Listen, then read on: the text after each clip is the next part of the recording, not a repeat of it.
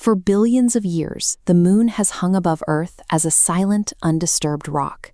It is a pristine environment, totally untouched by human hands. Then, in October 1957, the Soviet Union launched Sputnik. Hearing the steady beep of that 184-pound metal sphere passing overhead terrified the American public. The sky was no longer empty. President Eisenhower and the U.S. military suddenly looked technologically inferior.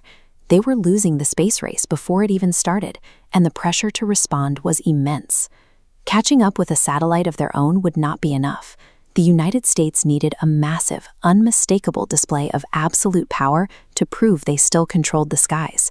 So the U.S. Air Force commissioned a top-secret study to evaluate a very specific, very extreme idea: dropping a nuclear bomb directly onto the lunar surface. The Americans called it Project A119. The logic behind it was so compelling to military strategists at the time that the Soviet Union arrived at the exact same idea entirely on their own, drafting a parallel plan known as Project E4. From a military perspective, it made perfect sense. You do not need a breathable atmosphere for a nuclear weapon. You do not have to engineer a way to bring the bomb safely back to Earth. And successfully hitting a target 250,000 miles away proves beyond any doubt that your long-range missiles can strike anywhere on the globe. When national pride is on the line and fear is running high, even the brightest scientists and strategists can look at the night sky and decide the most logical next step is blowing up a piece of the moon. To figure out how to pull this off, the U.S. Air Force brought in researchers, including a young graduate student named Carl Sagan.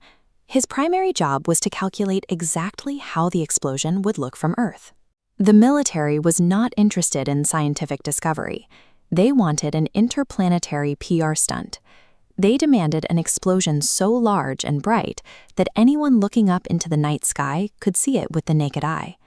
To guarantee that visibility, Sagan and the team determined the bomb had to detonate on what astronomers call the Terminator Line. This is the precise border dividing the fully illuminated half of the moon from the shadowed half.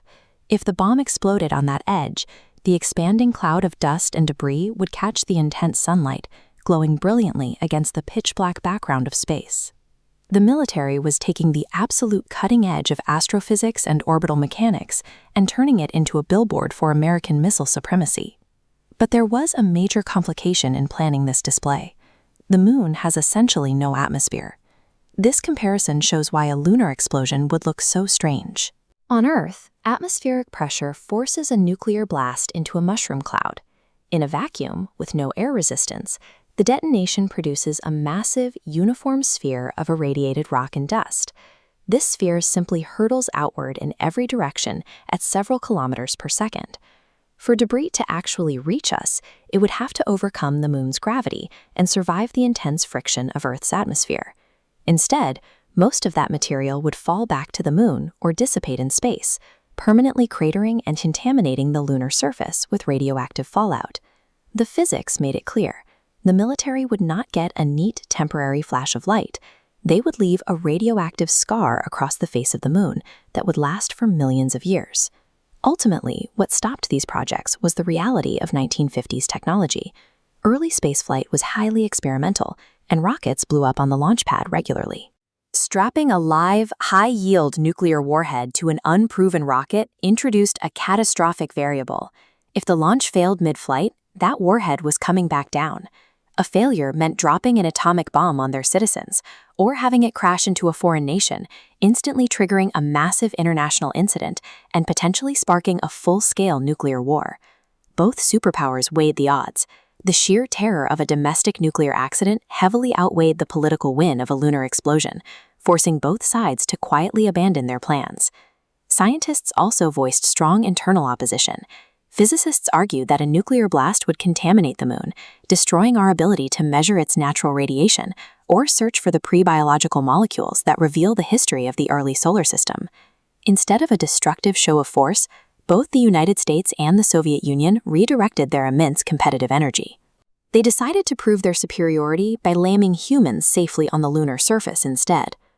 The terrifying reality that both nations seriously considered weaponizing the cosmos directly influenced the 1967 Outer Space Treaty, which legally banned the deployment of weapons of mass destruction anywhere in space. Because they stepped back from the brink, the night sky was saved from becoming a monument to Cold War paranoia. We narrowly avoided turning the moon into a battlefield, preserving it as a frontier for exploration.